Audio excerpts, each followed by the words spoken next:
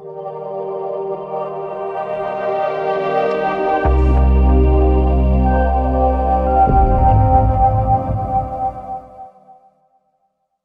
go. We can start. Hello and welcome. I'm Dr. Joanne Lasowski, author and journalism educator, and we are here to discuss issues of importance to the Caucasus today. And with me is Paul A. Goble, American analyst, writer, and columnist, the writer of the daily blog Window on Eurasia since 2004, and former advisor on Russian affairs to Secretary of State James Baker. Welcome, Paul. Thank you. So we just learned that for the first time in 30 years, no Armenian official attended the anniversary of the separatist regime. And Prime Minister Pashinyan said he was on leave. What does that mean for peace in the region? Well, it's hopeful in the sense that Armenia hasn't created a crisis. I'm not sure that by itself it tells us there's going to be an opening, but at least we've avoided the kind of nasty exchange that would have occurred had a senior Armenian official from Yerevan shown up in what some Armenians still call Artsakh today. That would have sparked an instant and very negative reaction in Baku. What would be interesting to find out, and we simply don't know yet, whether the Russian peacekeepers in Karabakh told them not to come, or whether the Armenians made the decision themselves.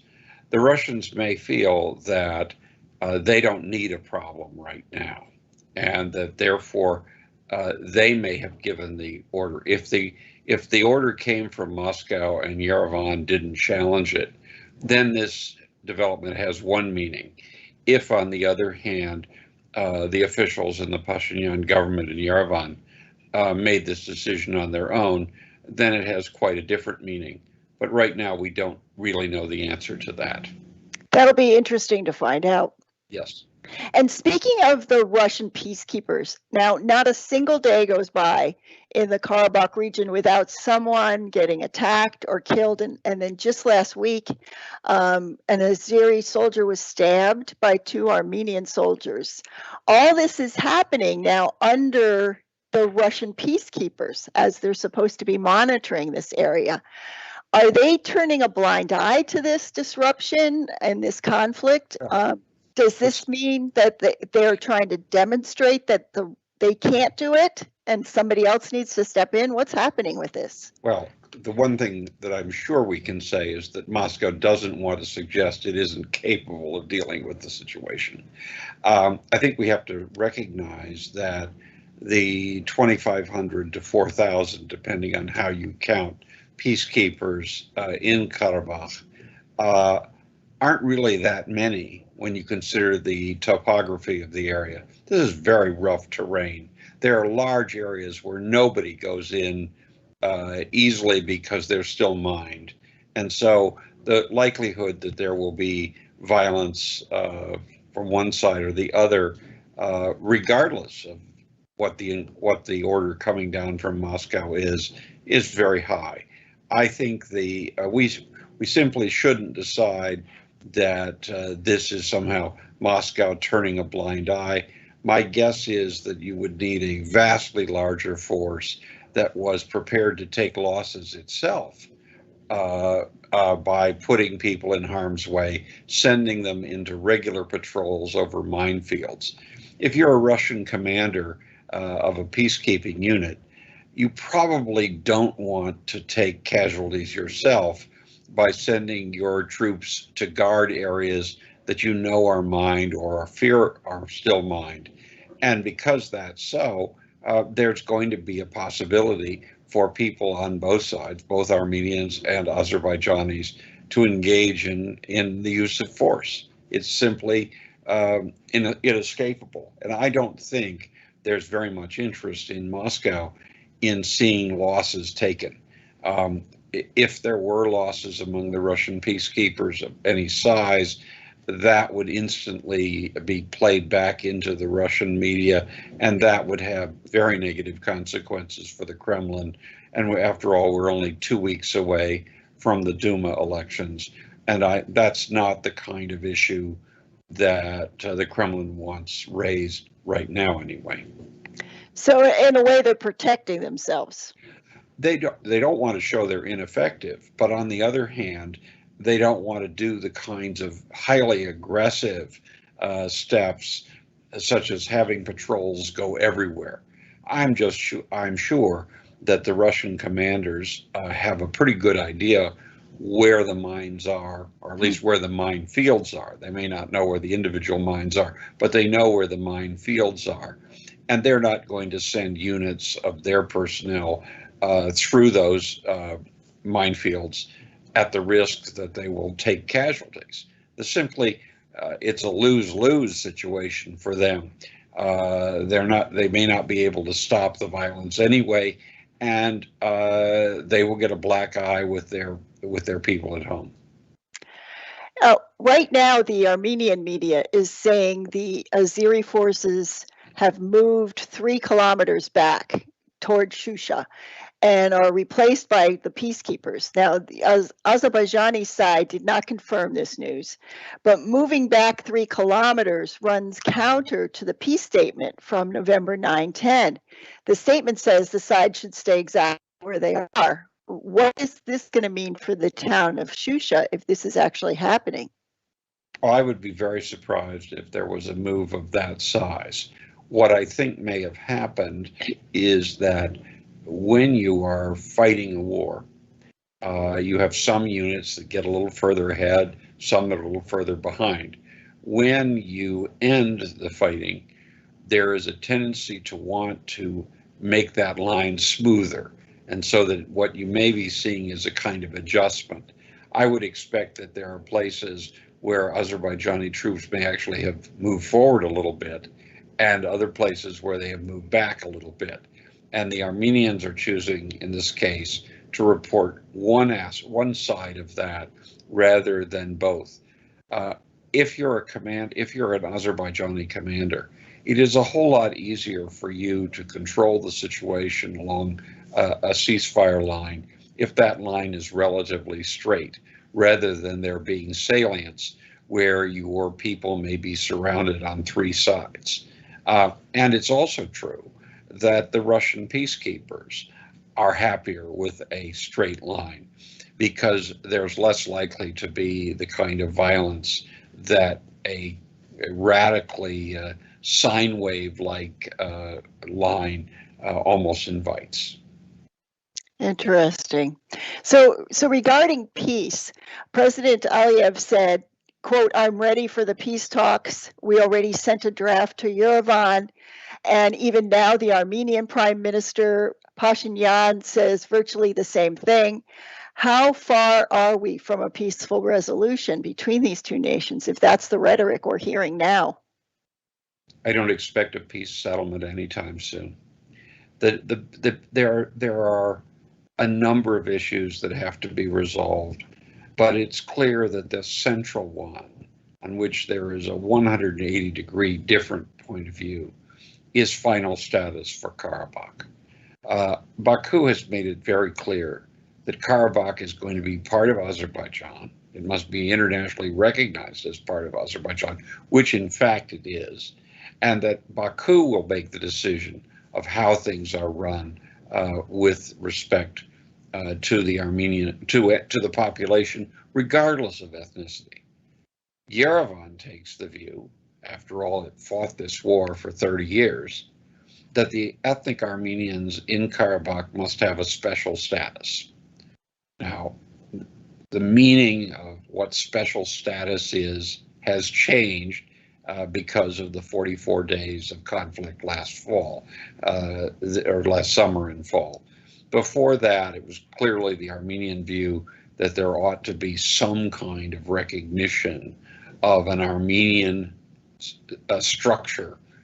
Now it's not clear what that means, because the Russians are there as peacekeepers. Azerbaijan has made it very clear that from its point of view, the Karabakh issue is solved. So as long as that difference of opinion is there, I really don't see room for a full-scale peace settlement. That doesn't mean there can't be progress on the two other issues. There are three issues, really. The first issue is the status of Karabakh, where there's absolutely no agreement at all. The second issue is the demarcation of the borders. It's entirely possible that we could see delimitation, that is, the drawing of the line north and south of the area directly between Karabakh and Armenia, the Lachin corridor, if you will, an expanded version of Lachin corridor. I don't think you can draw that line until you decide until you get an Armenian acceptance of a final status for Karabakh. I don't think Azerbaijan would be willing to draw that line there. But I think both countries could, as a confidence building measure, as a way of trying to be good international citizens and trying to reduce the danger of a new round of fighting, could agree to the delimitation of the border north and south of that area. And there's a real possibility for progress there. And it's something which I'm quite sure would be promoted or boosted by Moscow and by some of the Europeans as meaning far more than it does. That's a partial settlement. It's far from a peace. The third issue, of course, is the issue of corridors. The big thing about the November and January declarations. And I keep saying whenever I'm on your program, these were declarations. This wasn't a peace settlement. I don't care what anyone in Yerevan thinks, or anyone in Baku, or anyone in Moscow. This was not a peace settlement. This was a declaration of intent with a ceasefire. That's all. And while a lot of the things that people said they wanted sounded very good, a peace settlement means there's an agreement, either imposed by one side or the other or accepted by both sides. That wasn't true. But one of the declarations was to unblock transportation corridors. And it's always been my belief that one of the reasons that Baku ended its military advance when it did, besides wishing to avoid a humanitarian disaster which would have ensued with a mass outmigration of Armenians from Karabakh, or possibly pogroms. I mean, we don't know what could have happened. And was the promise that there would be a transportation corridor through Zengezur, or as the Armenians call it, Syunik, between Azerbaijan proper and Nakhichevan. That was what was promised in the November and again January declarations. That has been something that Baku has been talking about as central to its understanding of the resolution of things. It is something that Azerbaijan is in a position to move forward with as soon as possible, and that it has the money itself to do it. It doesn't need anyone's help. It simply needs the blessing of these tripartite agreements. And of course, that means that Armenia has to agree to what's being done. Armenia could agree to that if there is an agreement on blocking the Armenian route, former Armenian route, between Armenia proper and across Nakhichevan into Iran. This is partially built, but it would require the investment of considerable money that Armenia doesn't have. Who's going to pay for that? How are you going to schedule this? The Armenians are concerned that if they agree to let both projects go forward, without further agreement, Azerbaijan will have its corridor and Armenia won't have its, because Azerbaijan will build it and Armenia won't be able to build it. So Armenia has an interest in slowing things down and saying, no, we don't want to agree because we need this too. I mean, the idea is it has to be balanced. And so You could have some progress there, but it's going to require some kind of international consortium and a timetable, a roadmap, if you will, that will specify when each of these stages happens. And I think, as I say, delimitation north and south of the Lachin corridor is a real possibility. Agreement on these two transportation, somewhat more distant but possible. The question of final status is at the core of it's what the entire conflict is about. There's been a tendency to forget that the reason this war happened was because the people in Karabakh, the Armenians in Karabakh, declared themselves separate from Azerbaijan, and the Armenians in Yerevan supported them. That's what's been the case since 1988.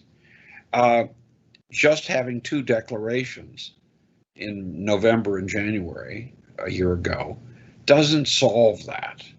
The Armenians have not changed their position. Baku has not changed its position.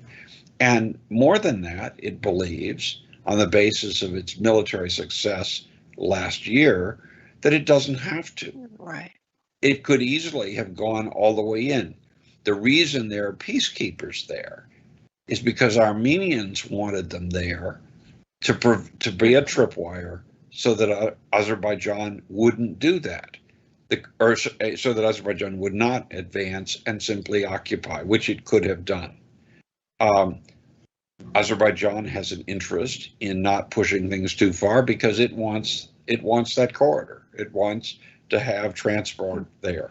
I mean, people forget that since 1992, any Azerbaijani who wants to travel from Baku to Nakhchivan has to go to the Iranian embassy and get a visa to transit through Iran to get to Nakhchivan if he's going on the ground. Do you know how insulting that is to national dignity? The alternative, of course, is to fly, but flying is quite expensive, and for many Azerbaijanis, it's prohibitively expensive. So this is a very big deal in Baku, and they're not going to budge. They want that corridor. But it's going to require that Armenia move on final status in a different direction than it's shown any willingness to. And I just make one other observation because it tends to get lost. The Russian forces that are peacekeepers in Karabakh are not the same Russians as the Russians who would be guarding that corridor or who are guarding the Armenian border. Russians, under an agreement between Moscow and Yerevan, have been guarding the Armenian borders for years. Armenia was incapable of doing it, so Russians have been doing it. Russian forces that would be used to guard a corridor would not be the peacekeepers. They would be Russian border guards. Those are two very different forces. Interesting. And that's something that tends to get lost in these discussions. So I added as a footnote, as it were. Very, very interesting. Just distinguishing the forces in Russia and how they would have different agenda. Right. In fact, the border guards are a different bunch of troops. They are subordinate de facto to the FSB, to the security services. Russian peacekeepers, at least as far as we can tell, are still part of the military, the defense ministry. So you have different agendas, you have different willingnesses to take losses, and that's going to matter a whole lot as we go forward. But as I say, without some kind of agreement on final status, and there isn't one anywhere close, there's not going to be a peace settlement anytime soon. Well, breaking it down into those three different aspects is really enlightening, and thank you for that, Paul. I want to turn a little bit to Turkey. We're seeing some different kind of rhetoric out of Turkish leader Erdogan now, as he says to Armenia, we should not be stuck in the past, quote. Why is he sort of changing his rhetoric toward Armenia now? Although the most recent news on that is Pashinyan is saying, no, sorry, no dialogue. Well, I mean, both are saying what makes good sense from their respective positions. Ankara has an interest in opening that border. If Turkey and Armenia had an open border, several things would happen. First, cities like Kars in eastern Turkey would economically benefit a great deal. Second, it would, and this is much more important, it would mean that those who say, well, any deal on the corridor is about surrounding Armenia with Turks and a threat to Armenia of another 1915, and that this would end that. There would be some kind of normalization. So if you are the Turkish government, you're much better off if you have a better relationship with Yerevan. Much better off. Internationally, you'll win only points. People will say, well, at least Erdogan did that, and therefore we should be forthcoming in supporting some of the things he wants on the corridor, for example. Armenia's response is exactly what you'd expect. While the Armenians have complained since well before Armenia became an independent country, that Turkey is its enemy, that Turkey wants to destroy it, and even though it says it would benefit by having an open border, and even though it would benefit from downplaying, one should never forget the tragedies of the past, but downplaying those and focusing instead on the present and future. The reality is that would undercut the basis of Armenian nationalism in such fundamental ways that any government in Yerevan that did it would find itself losing support. And so this is about a domestic position. In other words, the government in Armenia knows that if it ends that kind of talk, it will lose support domestically. And I think it's also a real fear that if there's any movement to normalize relations between Turkey and Armenia, Turkey will be in a much stronger position internationally to promote Turkish and Azerbaijani interests in the South Caucasus. And that Armenia doesn't want to see. So the exchange you point to is exactly what one would expect under the circumstances. I want to shift a little bit now and talk about recent developments regarding Crimea. Just a week ago, 44 countries and international organizations, including 14 heads of state, all NATO members and others in the EU, became founders of what they called the Crimean Platform. This organization is saying no to Russian occupation of Crimea. President Zelensky stated, quote, I will personally do everything possible to return Crimea so it becomes part of Europe together with the Ukraine. What is the significance of this new coalition of partners? This is the formalization of the position which the Western countries have taken since 2014 of non-recognition. The idea that the West should make very clear that it will never recognize Crimea as legitimately part of the Russian Federation builds on the old non-recognition policy that the United States led during the period between 1940 and 1991 with respect to Estonia, Latvia, and Lithuania. The reason you have an arrangement like this, where you make it very clear that we will never recognize the forceful incorporation of Crimea into the Russian Federation, is that achieves two things.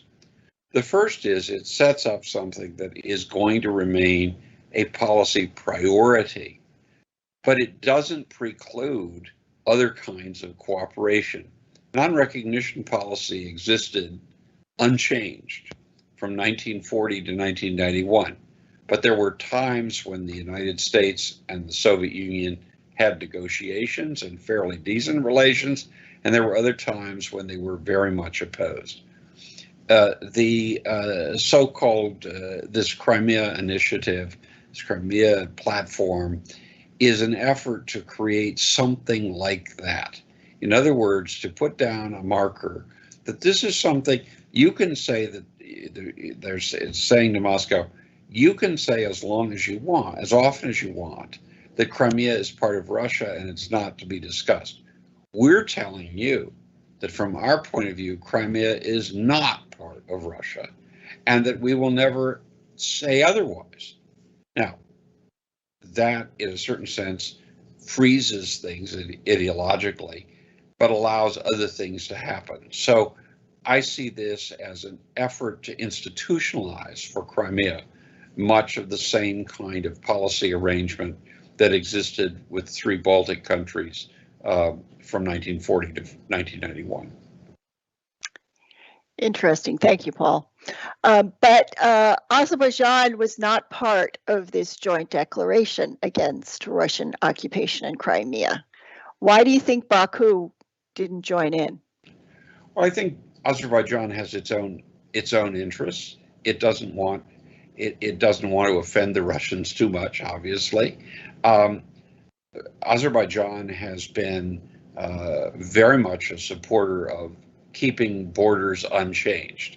And so some people were surprised that it didn't want to join with an organization that, or a roundtable, if you will, that said we're opposed to this border change by force. At the same time, Azerbaijan has to be concerned about the fact that there are Russian troops on its territory. The Russian peacekeepers are Russian troops, and they're on Azerbaijani territory. That's a problem if you're in Baku. And what you don't want to do is create a situation where Moscow might be tempted to use them in ways that would be even more against Azerbaijan's interests. So just as the Armenians have avoided sticking their fingers in Azerbaijani eyes by not attending the anniversary of Artsakh, so I think President Aliyev has decided not to offend Moscow, or not to stick his fingers in Moscow's eyes by joining a declaration which doesn't in fact change anything in Azerbaijan's basic underlying position, being in favor of stability of borders. Its whole foreign policy is based on the stability of borders, and that's why it's got a lot of support, because after all, it was not Azerbaijan that tried to change the borders after 1988, it was Armenia. But it seems like Azerbaijan, if this case is because of Russian troops being on your land, it seems like Azerbaijan would have quite a bit in common with the Ukraine as far as so they should join with them in this kind of a situation. Well, the reason there are troops in Russian troops on Azerbaijani territory is a bit different. But the point is, in the case of Ukraine, it was a Russian invasion. I mean, the Russians sent forces in and invaded. In the case of the peacekeepers in Karabakh, they were invited in, or at least their presence was agreed to. That's different. So, but the whole point is that sometimes you maintain a principle best by not flaunting it in ways that offend people who may have things you want, or have ability to cause problems that you don't want. Thank you, Paul. Speaking of President Zelensky, he met this week with President Biden, and the relationship between Kiev and Washington has been a bit awkward and maybe even tense, you might say, in recent time. How would you comment on this most recent meeting between these two relatively new presidents? Well, it was going to happen. it was important that the President of the United States meet with the President of Ukraine. It was important to hear President Biden say that we're going to provide more military and democracy assistance to Ukraine. It was important to hear President Biden say that we will never recognize Crimea as anything but part of Ukraine. Those are all very important things. I think almost everything else was where it was before the meeting happened, and much of this would have been true without the meeting. But meetings are occasions to make announcements, and I think Ukraine came off better than a lot of people do. The U.S. didn't have to have the president be the person who announced the democracy and military assistance, but the U.S. chose to do it that way. That elevates the political significance of doing so. And it's important, too, to understand that the U.S. is finding its way in a new world, having withdrawn from Afghanistan in a move much criticized by a lot of people. It's trying to figure out what it wants to do without exposing itself to problems it doesn't want to get involved with. I don't accept the argument that the United States is withdrawing from the world all over everywhere, and that there are Russian commentaries that said Afghanistan was the first domino. Will Ukraine be the second? Well, no, that's not what's going to happen. But how you deal with Ukraine now is profoundly affected by the fact that we've just gone through the evacuation from Kabul airport. Thank you, Paul. That makes sense. Also, with respect to Ukraine and Europe, there's been some interesting developments lately regarding the Nord Stream 2 project. And it seems like President Biden's team is trying to shift the attention from Afghanistan, as you just said, to the Nord Stream 2 pipeline. Do you think the U.S. will be in a position at all to exert any influence on this project? I think history is on our side, but tactics aren't. By which I mean the Nord Stream 2 is probably not going to do what the Russians expect, because the European Union is going to demand that it live within certain EU rules that will limit that possibility.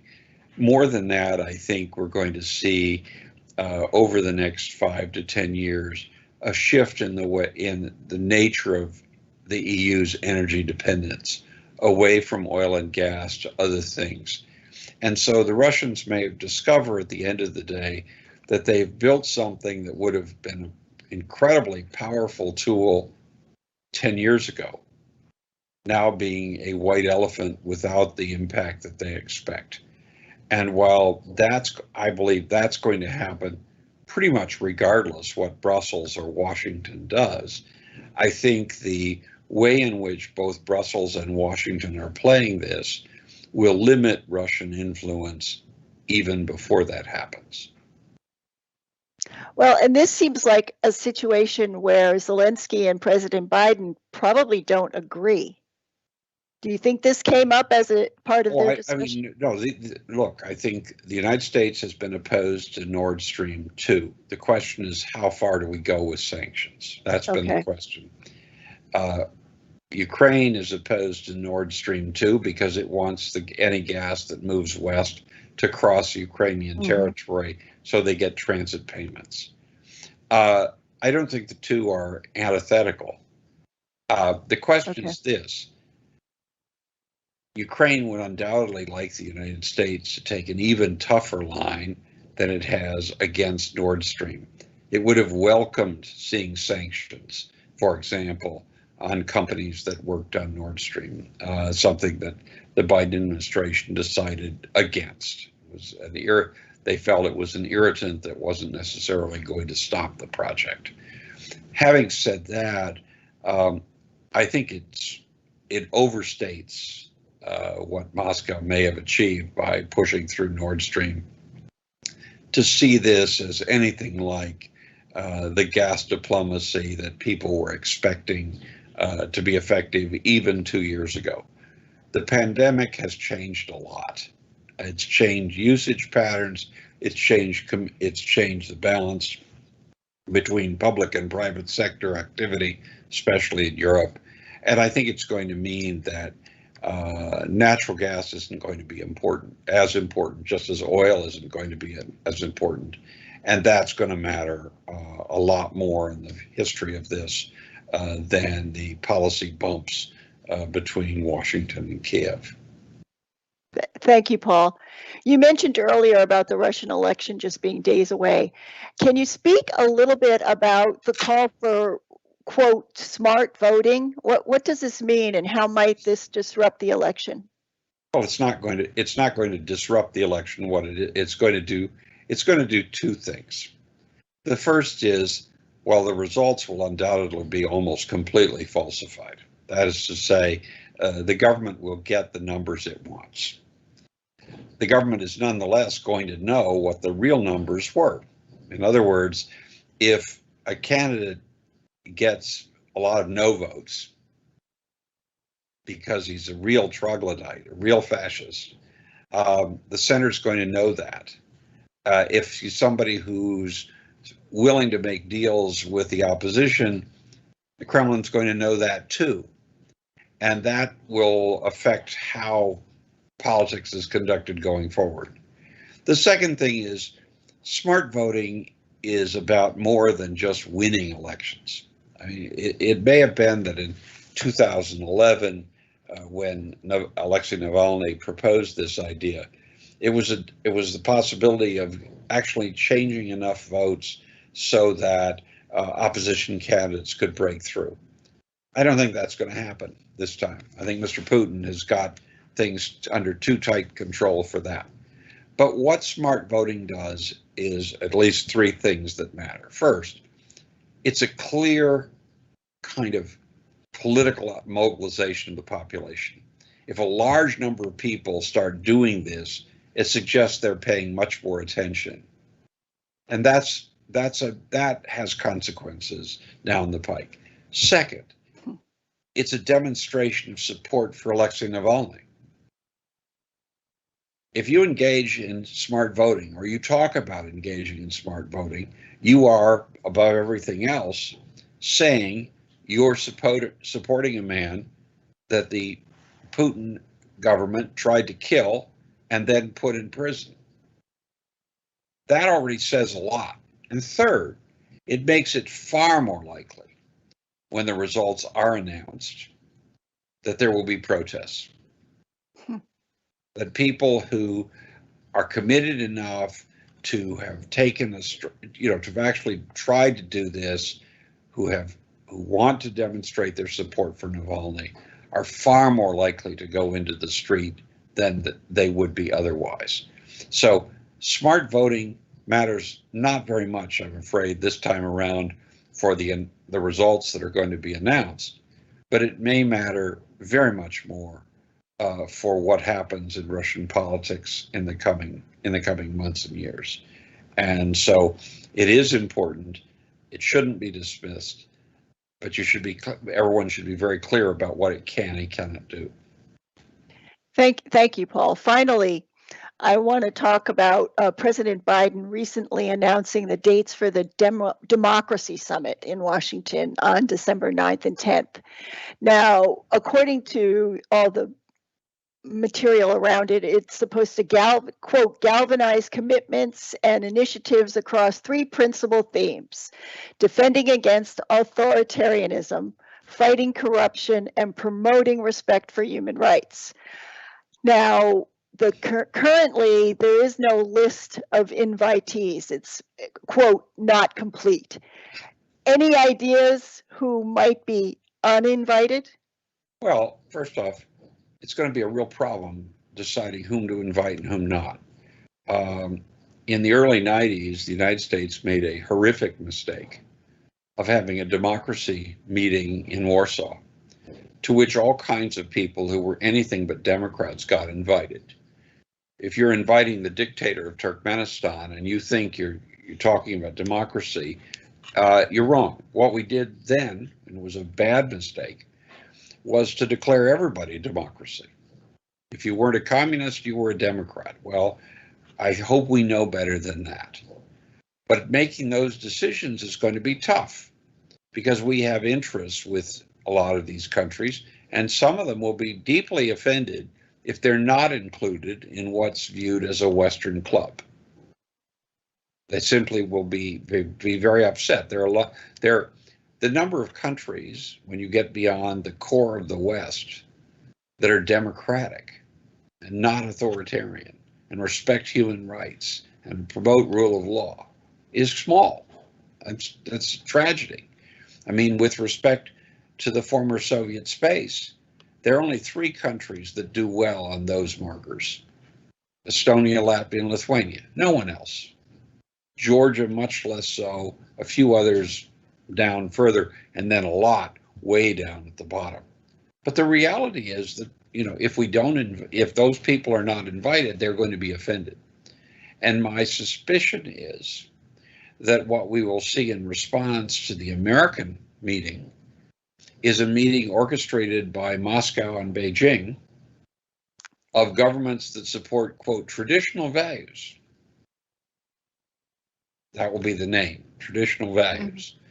And there will be a lot of people who will find themselves in bed with Moscow and Beijing who really shouldn't be.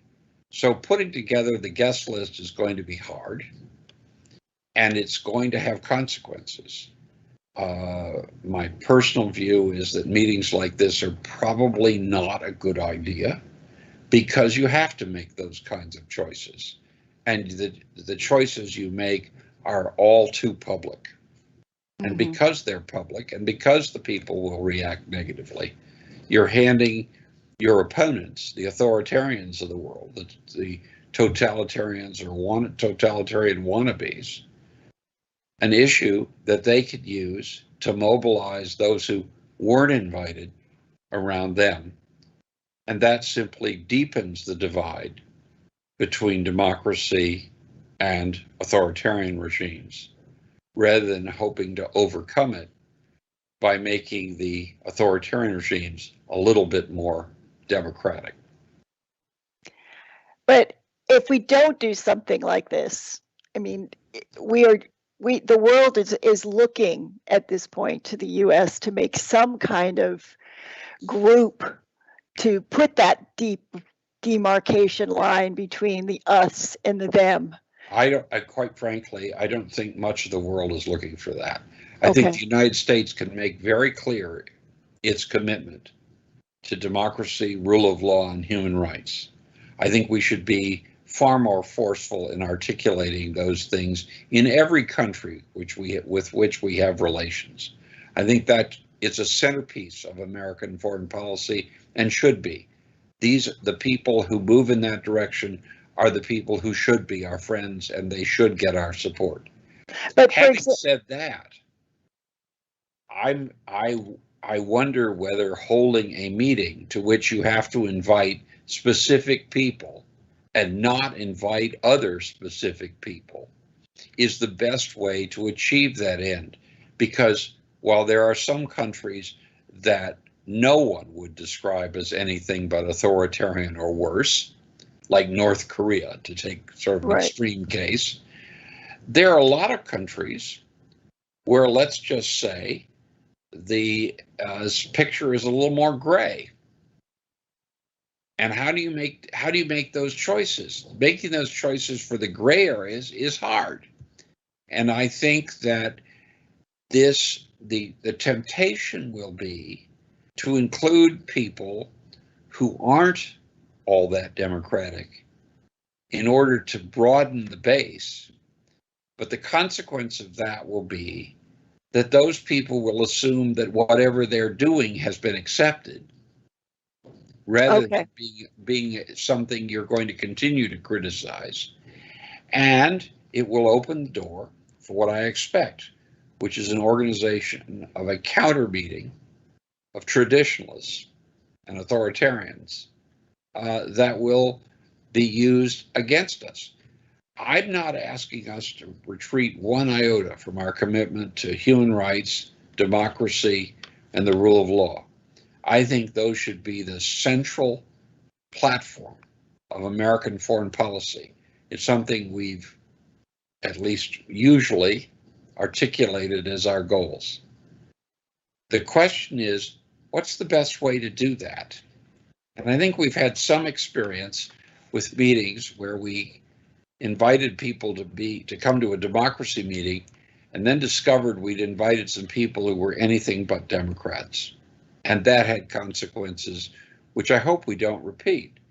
I'm all in favor of having meetings of committed democratic countries, but I would like to make very sure that that those meetings are held in such a way that we're not excluding people.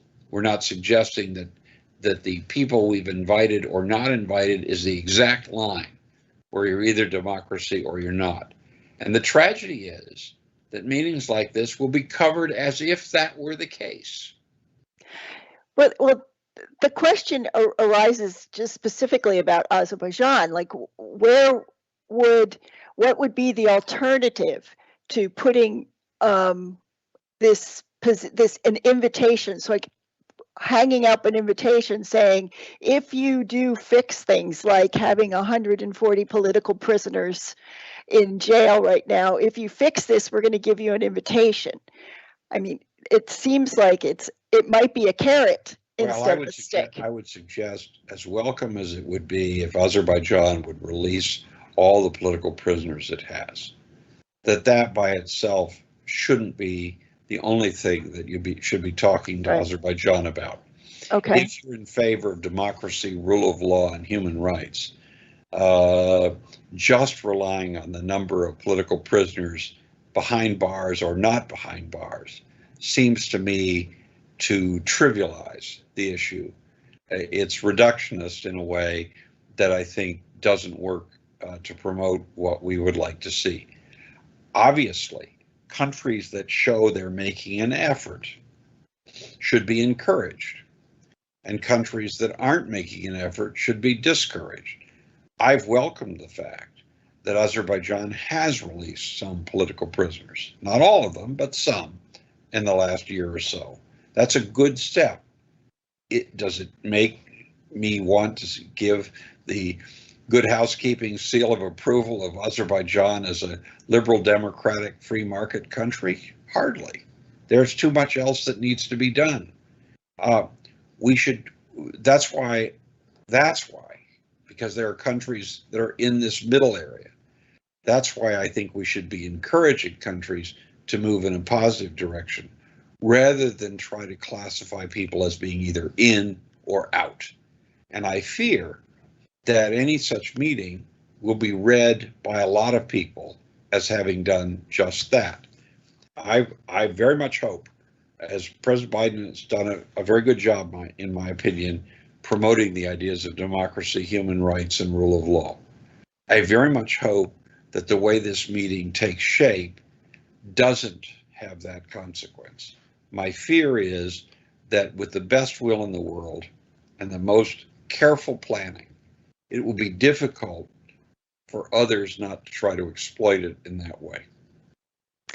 Well, thank you so much for your time, Paul. I'm sure we'll be coming back to this discussion about democracy in and around the Caucasus in the near future, and especially given that this summit on democracy is happening, it's going to open up a lot of questions about what we mean by democracy and what countries are really, what is the level of democracy. I guess it's not an either or, it tends to be a moving target.